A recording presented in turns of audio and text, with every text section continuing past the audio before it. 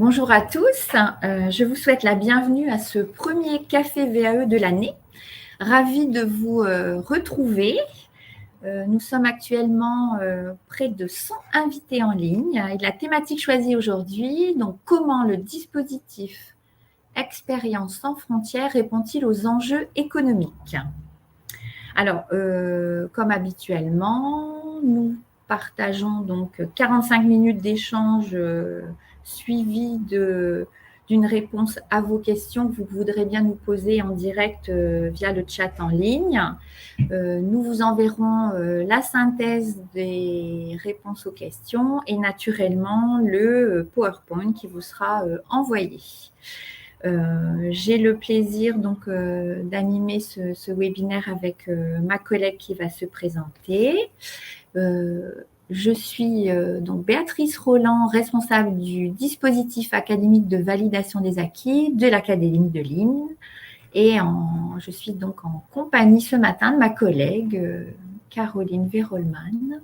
Bonjour à tous, effectivement Caroline Verolman, chargée de projet au sein du DAVA et du DABM de l'Académie de Lille et donc plus particulièrement ici en charge de la coordination du projet Expérience sans frontières pour l'ensemble de l'Académie.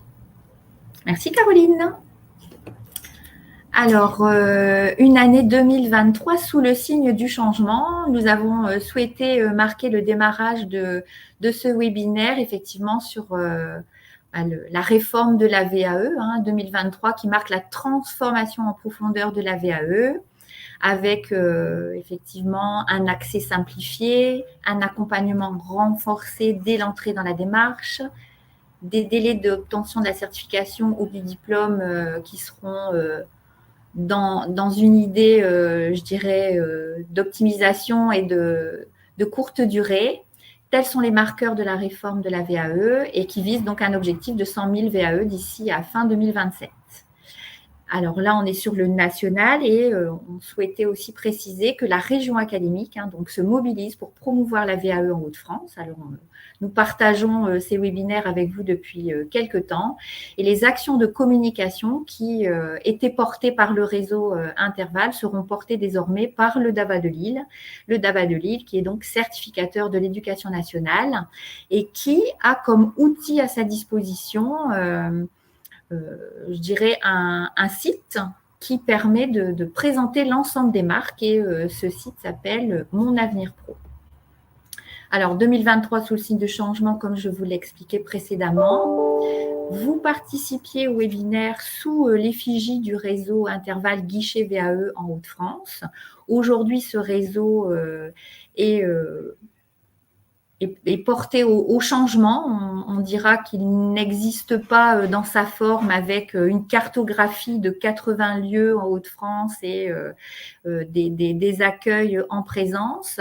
Et le changement qui s'opère est que ce guichet se transforme en un groupement d'acteurs de la VAE en Hauts-de-France qui sera piloté par le DAVA de Lille. Le groupement n'est pas encore constitué, les partenaires sont sollicités. Je reviendrai ultérieurement sur la constitution de ce groupement.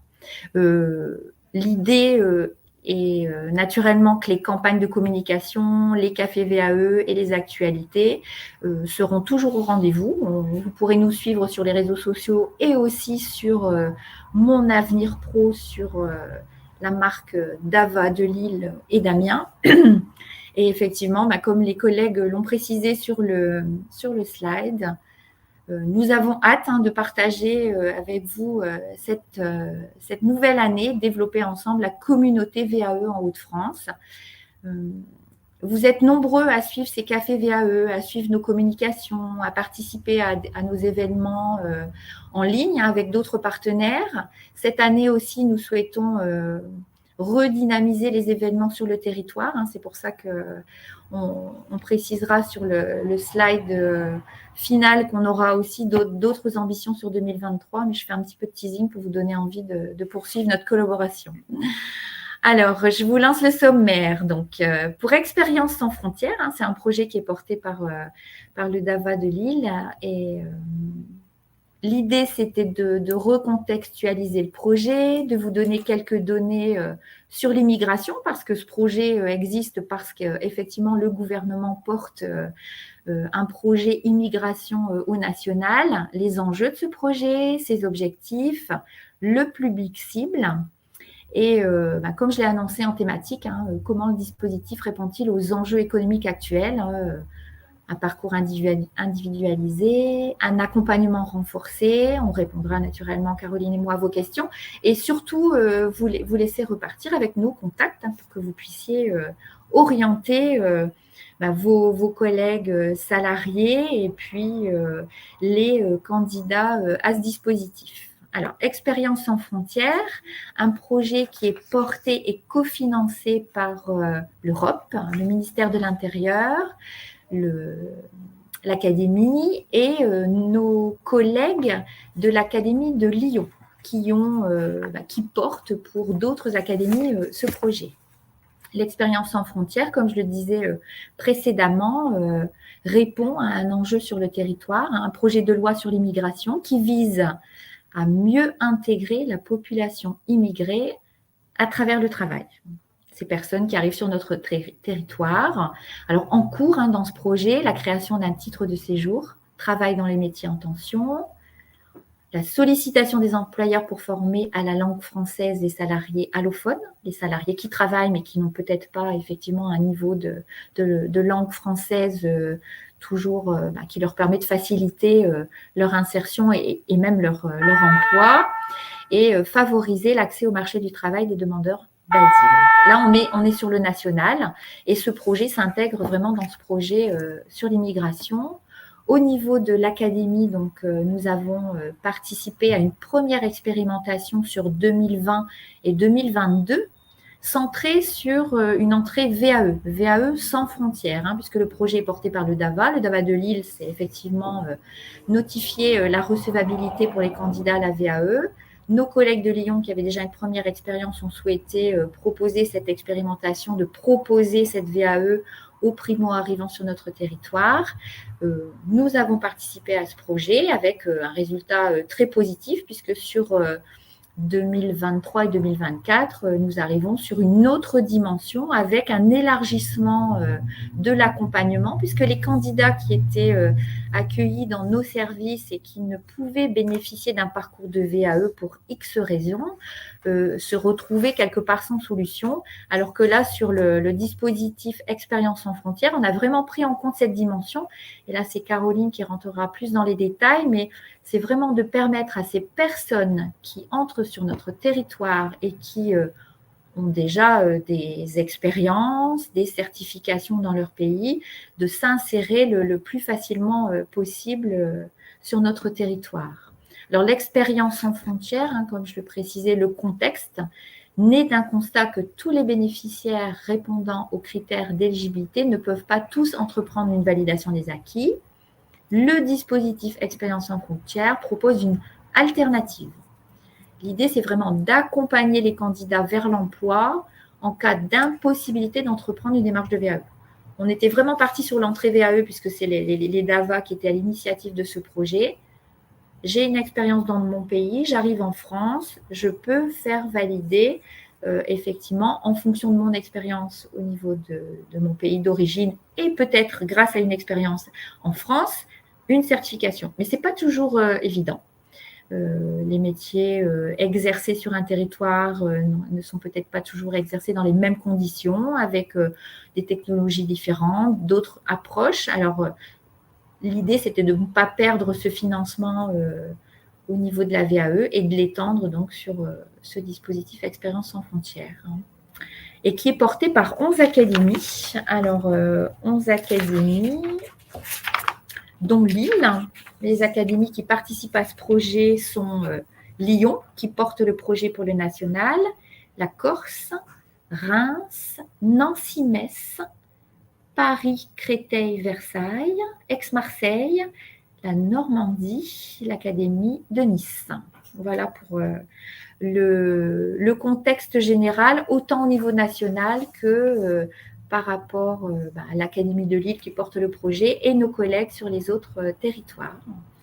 Et là, je vais laisser Caroline vous donner quelques données par rapport à l'immigration pour contextualiser effectivement l'enjeu de ce projet. Oui, effectivement, on a voulu vous donner ici quelques chiffres afin de vous permettre d'avoir une meilleure visibilité des personnes qui peuvent être concernées par ce dispositif. Donc, une population totale ici, actuellement en France, de plus de 67 millions. Sur ces 67 millions, on considère comme 62 millions de personnes françaises et 5,2 millions de personnes étrangères.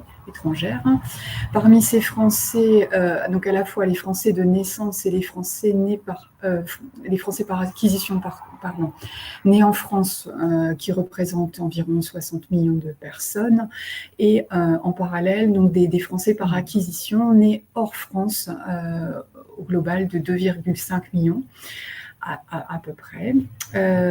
Et néanmoins, au niveau des étrangers, donc là, nous avons deux types de personnes, de catégories de personnes. Donc effectivement, dans ces étrangers, les étrangers nés hors France, qui représentent 4,5 millions et qui sont la cible du dispositif, qui sont vraiment les personnes concernées par ce dispositif. Et nous en avons également un petit peu moins d'1 million des étrangers qui sont nés en France et qui là ne sont pas la cible du dispositif. Alors, il y a des spécificités, hein, c'est-à-dire que même des personnes qui sont, il y a même des personnes qui sont nées à l'étranger, mais qui arrivent en France et qui arrivent à avoir la nationalité française. Par exemple, ces personnes-là, nous ne pourrons pas les intégrer. Donc, voilà, on en reparlera après. Il ne faudra pas hésiter à revenir vers nous parce que les critères d'éligibilité ne sont pas toujours très simples et il y a tellement d'exceptions. Voilà. On a compris grâce à notre première expérimentation, Caroline, qu'on est vraiment sur du cas par cas. On a chacun nos parcours, on va dire, de vie et parcours professionnel, mais là, on a testé sur 2020 et depuis 2020, 21-22, vraiment des parcours riches. Hein. Au global, on a des personnes qui se présentent et qui sont vraiment motivées pour s'insérer, mais l'idée de la partie chiffrée, c'était de vous préciser qu'on a quand même un réel potentiel pour ce projet. Et nous sommes, sur les Hauts-de-France, mais on a de beaux parcours devant nous. Hein. Voilà. Alors, je laisse Caroline poursuivre sa présentation. Voilà. Les données par rapport à l'immigration. Oui, alors on vous a ici précisé un petit peu le type d'immigration, les principaux types d'immigration en France et les pays d'origine. Donc, c'est un petit peu ce qu'on a pu retrouver déjà l'année dernière sur le dispositif VAE sans frontières. Donc effectivement, dans un premier temps, les motifs d'immigration sont principalement d'ordre économique. Donc d'ordre économique, c'est-à-dire des personnes qui viennent pour travailler en France, ou que ce soit temporaire ou durable. Mais également, ça concerne également des personnes qui, par exemple, des scientifiques, des chercheurs qui viennent pour travailler également en France. Deuxième motif principal, pour des raisons de vie privée, rapprochement familial, etc. Par la suite, les études, un cursus souvent universitaire peut-être en France, et puis pour des raisons humanitaires. Donc là, des raisons humanitaires, on va dire plus précisément des personnes demandeurs d'asile ou réfugiés politiques qui viennent pour des raisons bien sûr politiques. Et puis par ailleurs, donc au niveau des pays d'origine, on a les principaux, alors au niveau national, hein, sont à la fois le Maroc et l'Algérie, la Tunisie, donc on est principalement sur les pays du Maghreb, mais également la Côte d'Ivoire et encore la Chine, hein, qui font partie des pays les plus, des populations les plus présentes en France. Là, on est sur quelque chose de général, on n'est pas sur le projet en lui-même ici. Là, c'est national, d'accord. Raison économique, privé, études, humanitaires, et après on a ces 5 pays d'origine. Merci Caroline. Alors, on poursuit notre présentation donc sur les enjeux de ce projet. Oui. Alors, les enjeux qui étaient les mêmes enjeux que sur le dispositif VAE sans frontières, que certains d'entre vous ont pu connaître. Donc, dans un premier temps, les publics migrants qui parviennent à travailler en France n'arrivent pas forcément à retrouver un emploi correspondant à leurs compétences et à leur niveau de qualification de leur pays. Et donc, une grande partie de ces populations exercent des métiers en dessous de leur de leur qualification. Donc ça, c'est un enjeu primordial concernant le dispositif. Et le deuxième concerne cette fois plus les entreprises qui peuvent parfois être amenées à rencontrer des difficultés à recruter du personnel qualifié et qui finalement pourraient correspondre à ce public. Donc voilà, c'est une partie sur la qualification du pays qui ne permet pas toujours de retrouver un emploi sur le même niveau. Et là, nous, on est en appui pour permettre à cette personne peut-être de se qualifier et progressivement pouvoir retrouver un niveau de qualification plus proche de ce qu'elle connaissait un exemple dans leur pays. Un exemple, nous avons Ah, pardon, je mets peut-être en difficulté, j'aurais peut-être pas dû poser les questions là, mais quelqu'un qui est arrivé avec un niveau et au final peut-être n'a pas pu de suite s'insérer. Je pense à l'infirmière, l'aide-soignante. Je pensais à ça également. Après, dans le technique, je ne sais pas si on a un autre exemple.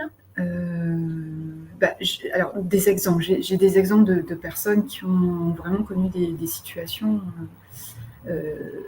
extrêmement compliqué entre le métier exercé dans leur métier, dans leur pays, et le métier finalement qu'elles ont été contraintes d'exercer ici en France.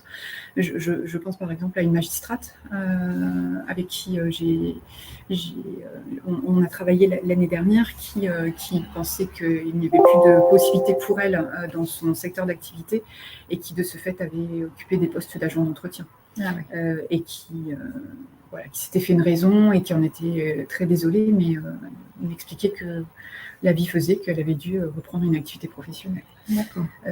Donc c'est ce genre de décalage entre leur origine et puis ce qui peut leur être proposé en France qui fait l'objet de ce dispositif. En fait. D'accord. C'est essayer de pallier aux difficultés qu'elles peuvent rencontrer. Diminuer l'écart entre les deux. Ouais. Je me permets de poser des questions à Caroline parce qu'elle a une expertise et je pense que c'est important que vous compreniez bien les objectifs de ce projet. On a des potentiels et vraiment de beaux parcours et l'idée c'est que de permettre à ces personnes de s'insérer le plus facilement possible. Et effectivement, comme on est sur le deuxième enjeu, c'est on a des difficultés de recrutement et ces personnels ont envie de travailler. Enfin, ces personnes, pardon. Je parle de personnel, mais ce sont personnes. Les objectifs du projet ? Oui, donc les objectifs tels que ils ont été présentés aux financeurs. Les objectifs, dans un premier temps, concernant vraiment le dispositif, donc on va reprendre des choses qu'on vient de dire précédemment, mais c'est à la fois mobiliser les migrants en s'appuyant sur des partenaires de proximité, et ça c'est vraiment quelque chose sur lequel on insiste. C'est un des bien fondés du dispositif, c'est vraiment le partenariat qu'on va pouvoir mettre en place, maintenir et approfondir pour le bien des bénéficiaires en fait. C'est que nous travaillons en concertation, on ne travaille pas chacun dans son coin, on essaie de venir en parallèle suite à une demande que nous font les prescripteurs pour permettre d'avancer plus facilement peut-être ou d'avoir un autre regard dans l'accompagnement. Je pense à des conseillers Pôle emploi, des choses comme ça. On s'intègre dans un accompagnement qui va déjà exister. Donc c'est pour cette raison que je vous dis que le partenariat est renforcé avec, par exemple, les conseillers Pôle emploi ou d'autres prescripteurs qui accompagnent ces candidats. Deuxième enjeu, concernant l'accompagnement des bénéficiaires vers l'emploi, ça, bien sûr, l'objectif est l'emploi, l'insertion durable. On en reparlera également par la suite. Et troisième objectif, garantir la continuité de parcours et éviter les décrochages. Et ça, j'insiste là-dessus parce que, effectivement, de par l'expérience l'année dernière sur VAE sans frontières, on a bien pris conscience à quel point ces candidats alors l'année dernière en tout cas, ils étaient pas en France depuis très très longtemps, donc ils découvraient aussi le pays, la culture, l'administration. Alors leur parler de VAE, c'était quand même assez compliqué pour eux d'intégrer ce qu'était la VAE et de comprendre pourquoi la VAE. Enfin voilà, c'était un peu complexe. Donc ils ont besoin pour moi, ils ont vraiment besoin d'une proximité. Ils ont besoin qu'on soit derrière eux pour les soutenir, pour les encourager. C'est sûr que c'est pas toujours évident parce que eux ont besoin de travailler. Donc, quand on leur demande ou on leur conseille de faire d'autres démarches, sur le coup, ne voient pas forcément l'intérêt parce qu'ils peuvent avoir besoin de travailler très très rapidement. Mais donc, c'est vraiment un des principes du dispositif, c'est de les aider à tenir parce qu'on est sur l'objectif est une insertion durable et non pas le premier emploi qu'ils pourraient trouver et qui ne correspondrait pas forcément à leur qualification.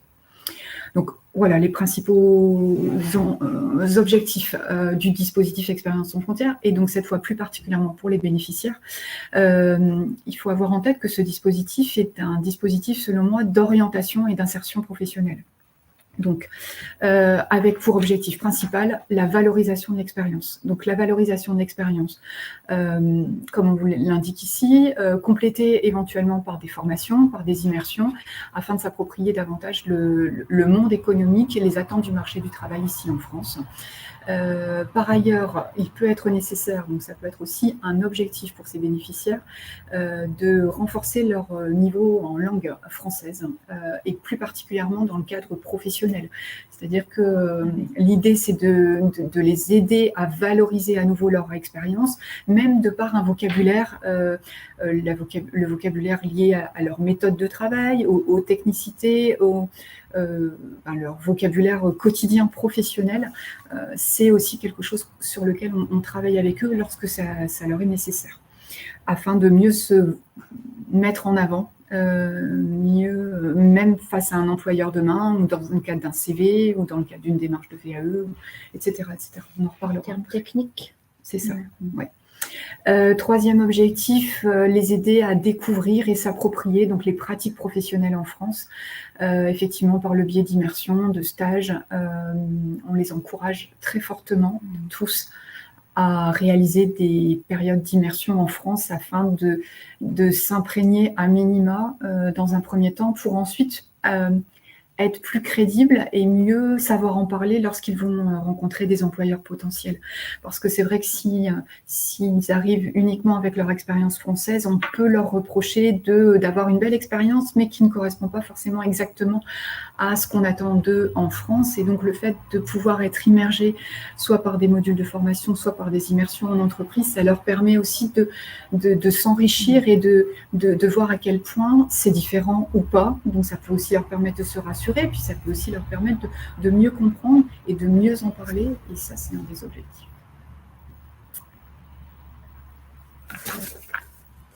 Le public, alors là, comme on disait tout à l'heure, on est vraiment peut-être sur un public avec chacun son parcours, chacun son parcours personnel, professionnel, mais on a quand même des critères au niveau de l'entrée dans le dispositif Expérience sans frontières. On ne peut pas accueillir tout le monde. Oui. On ne peut pas accueillir tout le monde, néanmoins, contrairement donc pour les personnes ici présentes qui nous ont suivis sur VAE sans frontières, on élargit énormément le public. Donc, nous sommes sur avant tout, des migrants ayant passé le stade de la régularisation.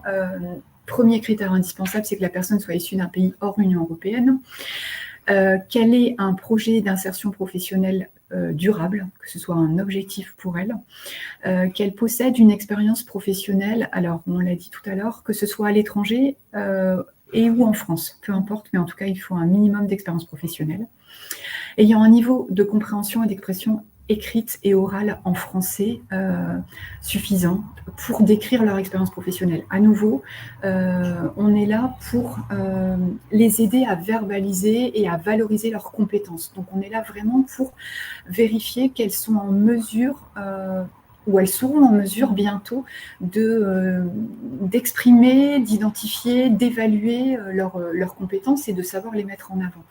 Donc ça, c'est quand même un critère, le niveau en français, c'est un critère important dans le sens où c'est vrai que parfois nous avons des candidats qui nous sont envoyés avec lesquels la communication en français n'est pas du tout faisable. C'est-à-dire que ces personnes aujourd'hui, elles ne sont pas prêtes à intégrer le dispositif. Il y a un minima qui est nécessaire au niveau de leur connaissance à l'écrit et à l'oral. Sinon, elles seront trop en difficulté pour évoquer, parler, comprendre ce qu'on appelle... ce qu'on entend par compétences transversales, par compétences techniques. Voilà, il y aura un trop gros fossé. Donc, il se peut que parfois des personnes, effectivement, nous sont envoyées avec un niveau trop insuffisant. On va les encourager à travailler leur français et à revenir vers nous lorsqu'elles se sentiront suffisamment prêtes. On réévaluera à ce moment-là leur niveau. J'ai un exemple qui date d'hier, une dame qu'on n'a pas pu intégrer l'année dernière, l'été dernier, parce qu'un niveau en français trop insuffisant. Cette dame n'avait jamais suivi de cours en français. Elle est revenue vers moi hier. Ah, c'est bien. Et elle était en France depuis combien de temps, Caroline? Non, je pose une question. Elle est arrivée au moment du Covid.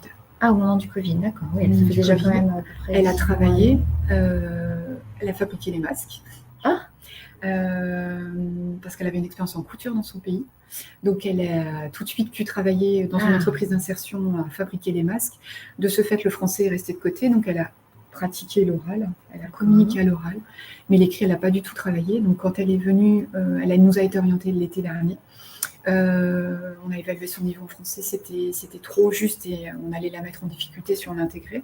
Donc, elle a démarré des cours en français. Elle est en français actuellement, en cours de français. Et comme elle finit bientôt, elle est revenue vers moi pour me demander si on pourrait l'intégrer pour essayer de l'aider dans sa situation. Voilà. Je ne m'attarde pas plus là-dessus, je continue. Donc, les personnes doivent être disponibles pour s'engager dans la démarche. Alors, disponibles parce que, on vous l'explique plus tard, c'est un accompagnement renforcé sur un certain nombre d'heures, sur un certain nombre de semaines. Ça ne veut pas dire qu'on ne va pas prendre des personnes qui travaillent. Mais il faut que ces personnes, il est nécessaire que ces personnes ou que leur employeur aient conscience que c'est une démarche qui est là pour les aider à s'insérer et donc parfois elles peuvent avoir besoin de temps en dehors de leur travail. Donc je pense à des personnes qui sont en contrat aidé, ça peut vraiment être aussi... Oui.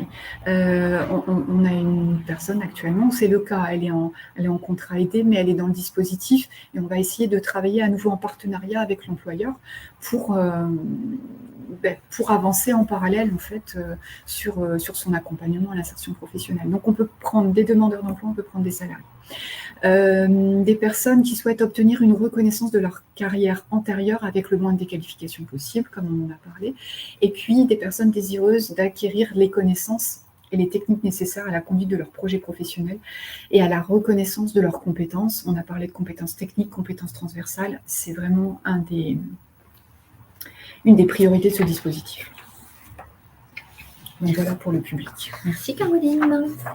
Alors l'objectif et la thématique donc de notre webinaire ce matin, c'est effectivement ce dispositif Expérience sans frontières. Comment il répond donc aux enjeux économiques actuels. Alors, on a parlé d'un parcours individualisé. Caroline, tu peux peut-être nous donner plus de détails? Effectivement, on l'a dit, chaque cas est particulier, chaque situation est individuelle et donc, bien sûr, l'accompagnement va être individualisé.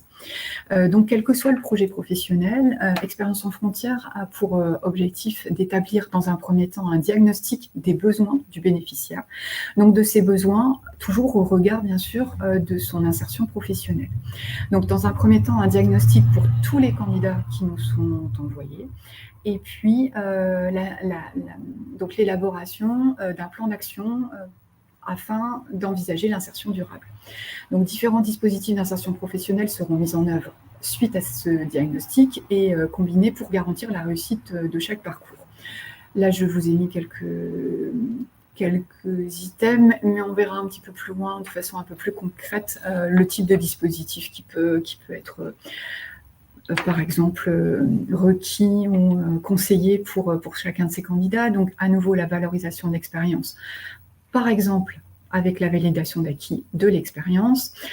Ensuite, le renforcement de la maîtrise du français par des formations en langue étrangère, donc le FLE adapté toujours au projet professionnel, répondre aux attentes du marché du travail en proposant des parcours de formation professionnelle et découvrir et s'approprier les pratiques professionnelles en France par des stages ou des temps d'immersion. On rejoint ce qu'on a dit juste au-dessus, mais c'est là dans ce sens où on insiste sur le fait que c'est un parcours individualisé. On aura des personnes qui n'auront peut-être pas besoin de FLE, on a d'autres personnes pour lesquelles, au contraire, ce sera peut-être la priorité.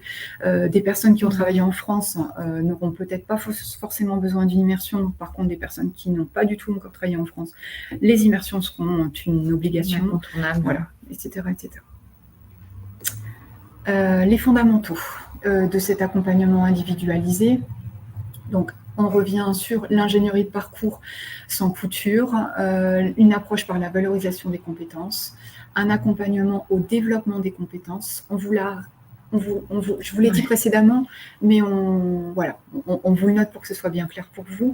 Le partenariat avec les acteurs, le fil conducteur, donc qui est l'insertion durable, l'insertion professionnelle durable, et cette assistance renforcée dont on vous a parlé et dont je vais vous parler, je pense, très bientôt. Voilà, il se trouve ici, cet accompagnement renforcé. Donc chaque bénéficiaire sera mis en lien avec un référent de parcours. Un référent de parcours qui est un professionnel du réseau des Greta, avec lesquels nous travaillons dans le cadre de ce dispositif. Et donc, on travaillera au plus près du domicile des candidats. Donc, pour rappel, nous sommes basés sur l'ensemble de l'Académie de Lille et nous avons des référents de parcours qui ont été formés sur certains territoires, qui sont présents d'ailleurs ici aujourd'hui. Un petit clin d'œil. Voilà, et qui pourront accompagner au plus près pour éviter des déplacements. Donc on fera de notre mieux parce qu'effectivement, on n'a pas un référent de parcours dans chaque ville du Nord-Pas-de-Calais, mais on essaiera de faire en sorte de permettre un accompagnement de proximité. Donc ce référent de parcours seront les interlocuteurs privilégiés du bénéficiaire. Donc ce sera toujours le même référent de parcours pour le candidat. Après avoir fait le diagnostic. C'est ça, ouais, c'est ça. Ensuite, ce référent de parcours va suivre le bénéficiaire tout au long de son parcours. Il va mettre en œuvre le plan d'action qui a été préalablement défini lors du diagnostic et il va travailler avec ce bénéficiaire, notamment sur les compétences transverses et sur son projet professionnel. Et il va également faciliter à nouveau l'intégration du bénéficiaire à travers peut-être la mise en place de dispositifs que je cite juste après et de formation ou de modules de formation complémentaires. Cet accompagnement renforcé, il est grosso modo de 12 heures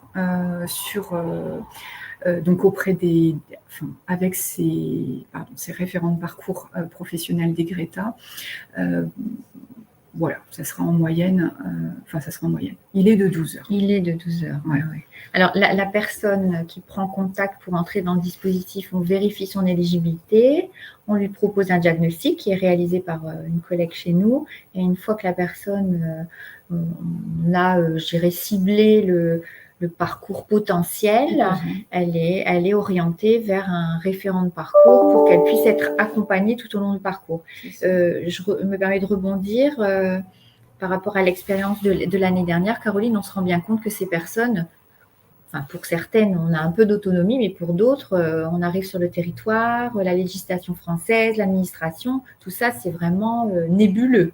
Ça fait que le fait d'avoir un référent, on a un interlocuteur privilégié et peut-être évoquer aussi un appui supplémentaire par rapport à un réseau de bénévoles qu'on sollicite en fonction de l'autonomie du candidat. Oui, une spécificité sur notre territoire. Oui, qu'on avait déjà initié l'année dernière à un autre niveau, donc avec l'association Agir ABCD, qui est implantée au niveau national. Donc nous travaillons avec eux pour l'ensemble de l'académie. Ces bénévoles sont souvent des personnes retraitées, issues souvent de l'éducation nationale, donc qui ont quand même une connaissance des dispositifs et du mode de fonctionnement de l'éducation nationale, et qui sont implantés sur également l'ensemble du territoire et qui vont pouvoir venir en appui des personnes qui en ont besoin. Qui viennent en complément de ces référents de parcours professionnels des Greta. Et c'est-à-dire que la relation est aussi un petit peu différente. Avec les professionnels de l'orientation, certains candidats ne se permettent pas ou ne se donnent pas le temps, elles savent qu'elles sont là pour travailler sur le professionnel et donc parfois il y a des petites choses d'ordre un peu plus personnel qui peuvent avoir une incidence sur le professionnel et qui n'est pas forcément évoquée ou pas suffisamment peut-être avec le référent de parcours. Et le bénévole peut venir à ce moment-là afin de mieux comprendre la situation de la personne personnelle ou familiale et qui fait que parfois, effectivement, je me répète, mais ça a des incidences sur le pro et qui nous permet aussi d'essayer ce bénévole va essayer d'identifier ces freins et nous les remonter pour que nous, on trouve ensemble une solution et qu'on s'adapte en fait aux difficultés potentielles ou qui pourraient se présenter prochainement. Donc, ces bénévoles prennent un contact avec ces candidats. Enfin, nous, on les sollicite. Et ensuite, c'est un lien qui se crée entre eux. Je sais qu'ils se rencontrent chez les uns, chez les autres, ou dans des cafés, ou enfin voilà, peu importe. C'est un autre lien. Donc là, aujourd'hui, c'est une personne de soutien supplémentaire qui intervient quand on en a besoin. Donc, on le proposera aux candidats. Et aussi pour la mobilité, par exemple, Caroline, parce que se déplacer, c'est pas toujours évident. Oui, ça peut être aussi sur les démarches administratives, ça peut être réexpliquer les différentes étapes de l'accompagnement, ou les différents interlocuteurs, qui fait quoi, etc. Enfin, voilà, ça peut être assez large. C'est un plus. Elle vient en complément. C'est un plus. Ça ne sera pas automatique, mais c'est un plus, en fonction de l'autonomie du candidat. On a donc le candidat qui se présente, son diagnostic, son référent de parcours, et ça, c'est un plus. C'est spécifique sur l'Académie de Lille, puisque nos collègues de Lyon et des autres territoires ne fonctionnaient pas comme ça, mais c'est parce qu'on a lancé le projet et qu'on a sollicité un réseau de bénévoles, et ça s'est bien organisé sur la VAE Sans Frontières, et qu'on a souhaité conserver ce partenariat, cette relation, parce que au bilan l'année dernière, tout le monde y a pris goût, et ça a été un plus. Je me permets, Caroline.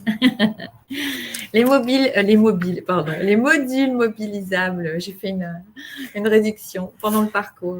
Effectivement, ici, un petit aperçu des différents dispositifs que nous pourrions mobiliser dans le cadre de cet accompagnement. Donc, une PMSMP, pour les personnes pour qui ça ne serait pas très clair, PSMP, je ne sais même plus exactement. Période de mise en situation au milieu professionnel. C'est ça. Donc, nous sommes sur des périodes d'immersion. Une démarche de VAE, pourquoi pas, une démarche de FLE ou de FOS, comme on vous l'a évoqué, une remobilisation à l'emploi. Donc, parfois, on travaille aussi simplement sur les facteurs de motivation, le moteur pour retourner à l'emploi, etc. Un dispositif CLEA ou CLEA numérique ou des choses comme ça. Une formation, pourquoi pas, numérique. Un module de formation complémentaire. Pour certains, on sera sur une reprise de formation.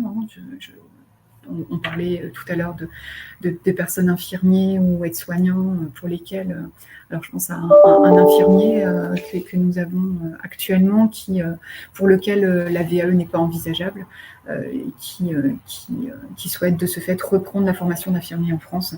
Donc on va l'accompagner sur cette reprise de formation. Lui expliquer comment s'y prendre, les étapes, les dates. Voilà, on va essayer de l'aider au mieux. Parfois également, c'est notre cas, et également accompagnement à la création d'entreprise. Nous avons également un candidat aujourd'hui qui était boulanger dans son pays, à son compte, qui s'engage dans une démarche de VAE et qui en parallèle bénéficie ou va bénéficier prochainement d'une formation à la création d'entreprise. Voilà, un petit exemple concret. Alors, les enjeux. Comment le dispositif répond-il aux enjeux économiques? Alors, on a fait un petit récap. Ce dispositif est donc intégré au projet de migration et au niveau des enjeux économiques actuels, naturellement, pour que je dirais que ces personnes puissent s'insérer. On s'appuie sur les besoins des entreprises en termes de personnel qualifié.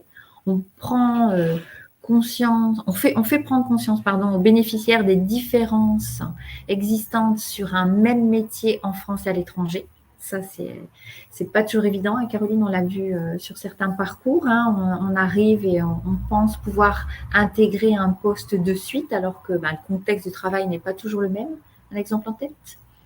Une dame qui fait partie du dispositif du dispositif VAE Sans Frontières, mais qui est toujours en cours d'accompagnement et qui était aide-soignante dans son pays, qui avait entamé la formation d'infirmière et qui dans son pays mettait au monde des enfants seuls, sans appui de médecin. Voilà, et à qui en France on lui fait bien comprendre. Il est nécessaire qu'elle comprenne, au contraire, qu'il ne faut pas qu'elle dépasse son champ de compétences, sinon ça ne va pas du tout être bien perçu et ça ne va pas être accepté par un jury. Là, notamment, on parle de VAE. voilà, je pense à cet exemple, où cette dame a largement dépassé les compétences telles que nous, on l'entend dans le métier d'aide-soignante ici en France. Merci Caroline. Alors, il forme les bénéficiaires aux attentes du marché du travail français. Alors, on revient un peu sur la même dynamique. Il ouvre la voie vers une insertion durable et un regain de statut social, et l'intégration par l'activité économique demeure à ce jour le moyen d'intégration plus efficace des étrangers au sein de la société française. Ouais. Oui. L'activité économique, tu peux rebondir peut-être? Oui, alors ça, c'est même une donnée au niveau national. Hein. Le gouvernement indique bien que la meilleure façon d'intégrer les publics étrangers, les publics migrants, c'est vraiment de les insérer professionnellement. Et que le fait de les insérer professionnellement va les aider à avoir de nouveaux repères, intégrer la culture, intégrer les démarches administratives, mieux comprendre le fonctionnement français, et donc de ce fait, mieux s'insérer. L'intégration par l'activité économique, c'est-à-dire que précédemment, on aurait peut-être pu penser qu'une personne qui arrivait, qui apprenait le français et qui se mettait à niveau quelque part, pouvait s'intégrer, alors qu'on se rend bien compte que c'est grâce à ce support d'activité économique qui est moteur. Qui est moteur aussi pour apprendre la langue. Les personnes se rendent compte que effectivement, le fait parfois de parler un petit peu français, mais de ne pas savoir l'écrire, ça les freine dans leur, ça les freine dans leur profession, mais ça les freine dans leur vie perso. C'est ça, c'est ça. Donc c'est aussi, enfin, je rejoins ce qu'on disait tout à l'heure, c'est que dans la loi immigration qui est en cours là actuellement, c'est aussi quelque chose qui est demandé aux employeurs, c'est de favoriser l'appropriation de la langue française à travers des formations. Donc le gouvernement encourage fortement les employeurs à former en français ses salariés.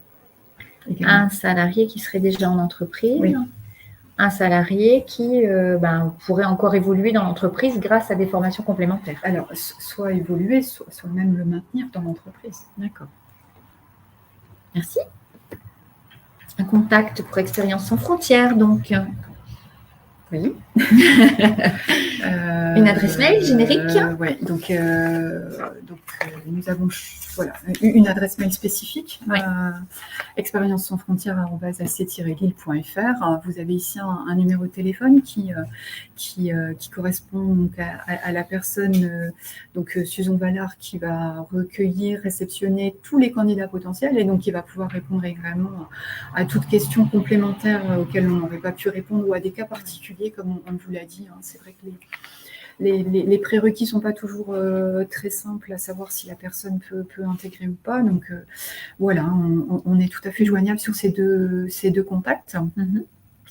Et on a souhaité ajouter aussi les contacts nationaux, puisque c'est un projet qui est porté sur d'autres académies. Oui, effectivement, comme on vous l'a dit, et comme je ne sais pas forcément qui est présent, et si vous êtes tous de la région ou pas, on a fait un petit focus sur les contacts des autres collègues. Des collègues qui sont engagés sur le dispositif.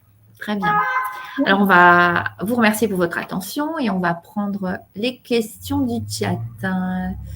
Alors, nous rencontrons en ce moment des Ukrainiens diplômés doctorat, par exemple, qui ne pratiquent pas la langue et acceptent le travail en restauration. Alors, une condition pour pouvoir intégrer les Ukrainiens Là, je ne sais pas si c'était une question. Ouais.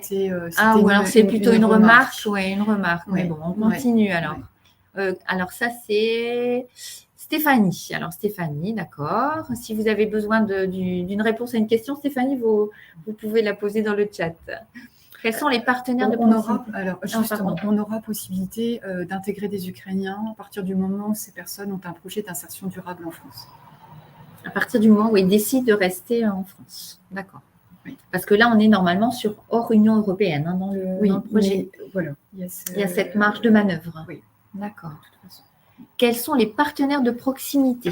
Alors, je répète donc ce fait la présence des GRETA, donc des référents de parcours des GRETA, les accompagnateurs VAE, si on est sur une démarche de VAE des GRETA, l'association Agir ABCD, avec les bénévoles dont on a parlé, je pense à l'OFI, les conseillers Pôle emploi, comme je l'ai dit, on va essayer de travailler vraiment chacune des personnes qui va intervenir dans l'accompagnement renforcé de ces candidats sera obligatoirement en contact privilégié avec les prescripteurs. Donc, je pense aux conseillers Pôle emploi, je pense à des plis, peu importe le prescripteur, mais voilà, je pense principalement à ces partenaires. OFI, je l'ai dit. Ah, j'ai pas J'ai cru parler de l'OFI. Après, un panel de partenaires en fonction des besoins, c'est toujours pareil.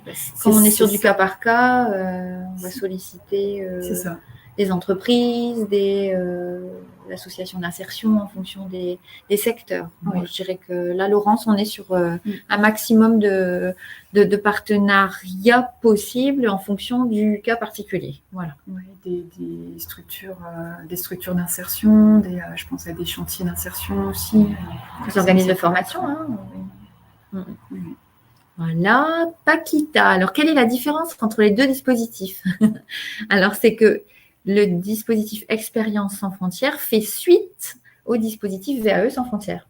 Oui. On a démarré par une première expérimentation où l'entrée n'était que VAE, mais les candidats, comme on a pu le présenter, qui ne pouvaient pas bénéficier de ce parcours de VAE, quelque part, on était un petit peu dans l'embarras parce que on n'était pas uniquement sur de la VAE. On a ouvert donc ce dispositif et il ne s'appelle plus VAE sans frontières, il s'appelle maintenant Expérience sans frontières. L'idée, c'est qu'on a une expérience hors frontières et que par rapport à cette expérience ou ces expériences sans frontières, hors de nos frontières, quelque part, nous permettent d'accompagner ces candidats vers une insertion durable. Peut-être rebondir, Caroline ? En fait, l'année dernière, VAE sans frontières, on était vraiment sur une démarche de VAE. Et si la personne ne pouvait pas intégrer la VAE, on lui faisait des préconisations, mais notre accompagnement s'arrêtait là. Alors que cette année, on va étudier la possibilité d'une démarche de VAE et si la personne ne peut pas intégrer la VAE, on va lui proposer d'autres, donc à partir du diagnostic qu'on a évoqué précédemment, on va lui proposer d'autres types d'accompagnement, je répète, le CLEA, le FLE, des immersions, voilà, on peut faire appel à un certain nombre de dispositifs pour essayer de l'aider à s'insérer si la VAE n'était pas possible. Merci Caroline. Alors Suzanne, effectivement, le PowerPoint de présentation vous sera adressé. Je vois que Suzon a répondu. Antonella, je n'ai pas compris d'où viennent ces bénévoles, associations. Ah, il y avait quelque chose entre deux, Caroline ? Merci pour cette confirmation du... Oui, la transmission du PowerPoint, oui. Non, je n'hésiterai pas en effet à organiser cela avec vous. Ah, d'accord. Cela, je ne sais pas de quoi vous parlez, mais en tout cas... une intervention. Nous intervenions auprès de vos collègues Pôle emploi. C'est Suzon qui propose. Excusez-nous, on suit le chat. Alors, Antonella, je n'ai pas compris d'où viennent les bénévoles, associations. Oui, c'est une association. L'idée, c'est au démarrage dans le projet VAE sans frontières de se dire qui sont ces référents de parcours, puisqu'on est bien sur une expérimentation.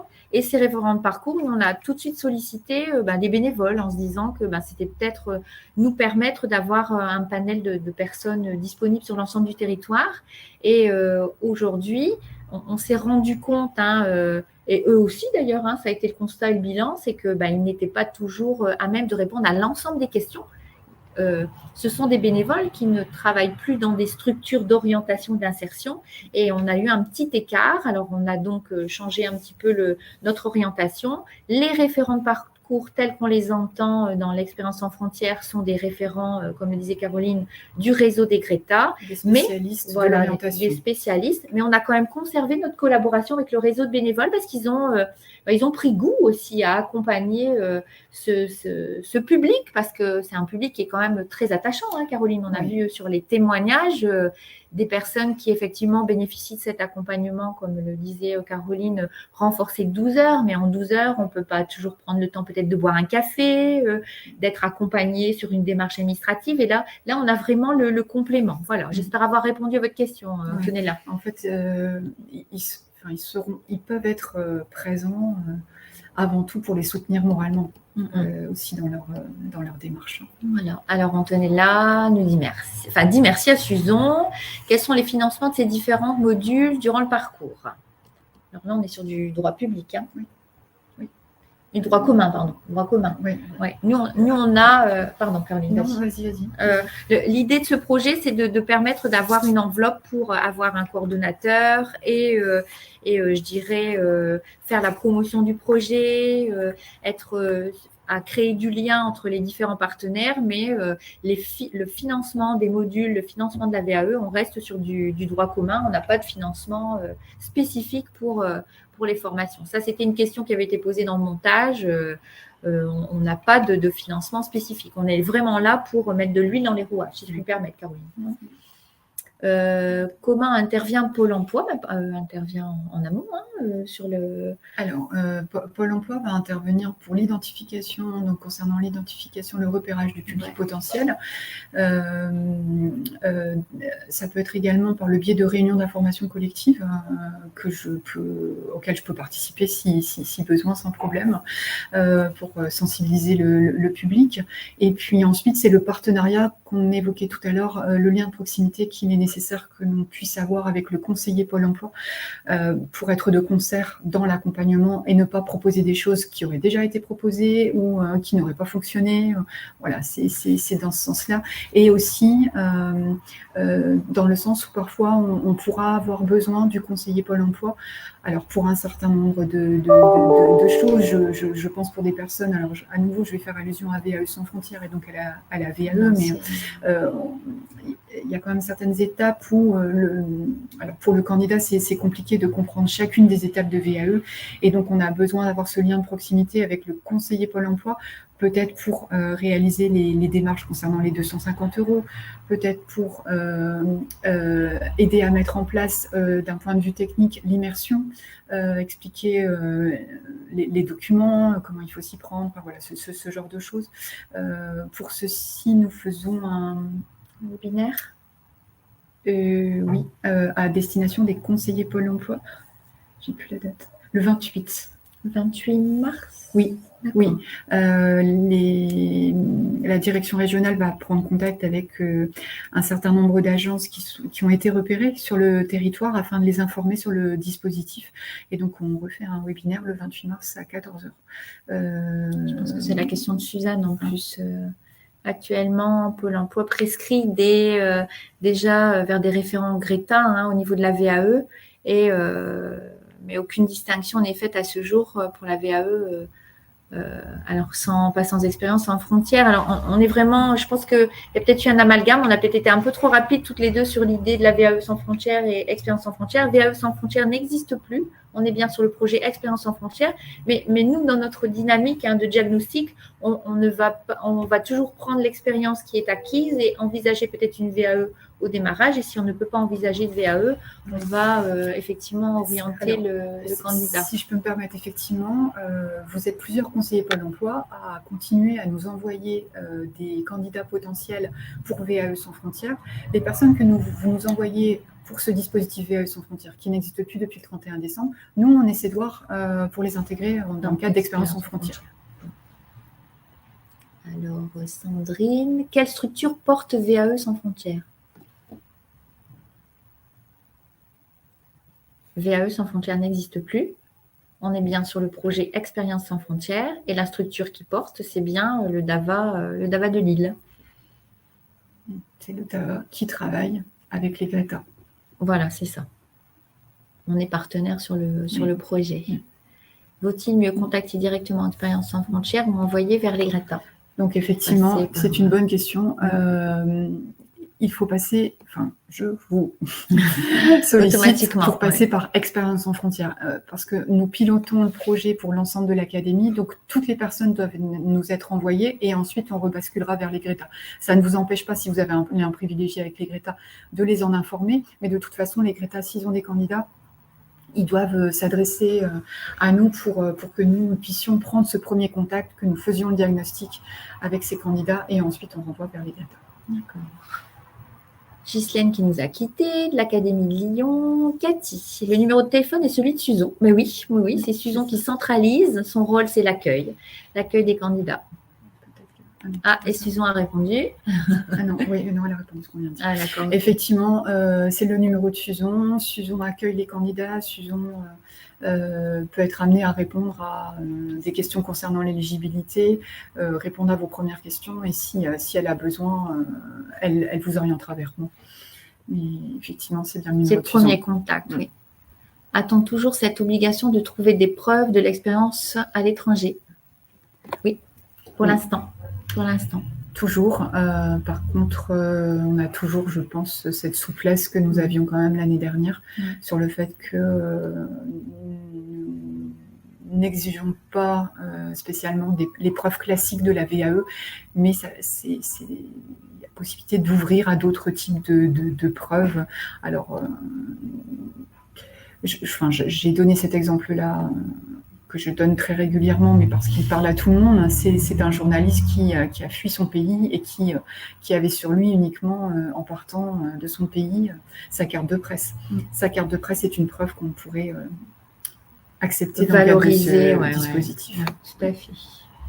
Alors, Paquita qui parle d'une approche plus globale et Antonella qui pense à une association, Solidarité Nouvelle face au chômage. Thomas, bah oui, les premiers candidats ont été repérés. Là, on est sur le diagnostic et puis l'orientation vers le réseau des Greta. Fabienne, la régularité des situations est-elle une condition pour entrer dans le dispositif? Oui. Il nous est nécessaire que les personnes aient forcément un titre de séjour ou un visa long séjour. Enfin, ça, c'est une obligation. Oui. Suzanne, pour le webinaire du 28 destiné aux conseillers, s'il vous est possible de communiquer un lien d'inscription afin que je puisse, en tant que référente, bon, je pense que vous serez certainement amenée à réceptionner, mais on va être vigilant peut-être. Tout dépend de l'agence peut-être, parce que certaines agences ont été identifiées. Voilà. Bon, on garde vos coordonnées, Suzanne, peut-être, et puis peut-être nous indiquer votre agence. Oui, peut-être votre agence.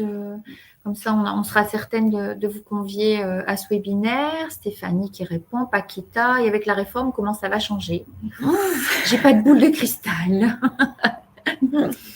Aujourd'hui, on est sur effectivement le dispositif actuel jusqu'au 31 décembre. On attendra les décrets d'application au 1er janvier 2024 et on s'adaptera, Paquita, si je puis me permettre, en espérant qu'il y ait plutôt une belle évolution puisqu'on sera plus sur les 1607 heures, une ouverture à tout public. Alors, je pense que ça sera encore mieux pour nous.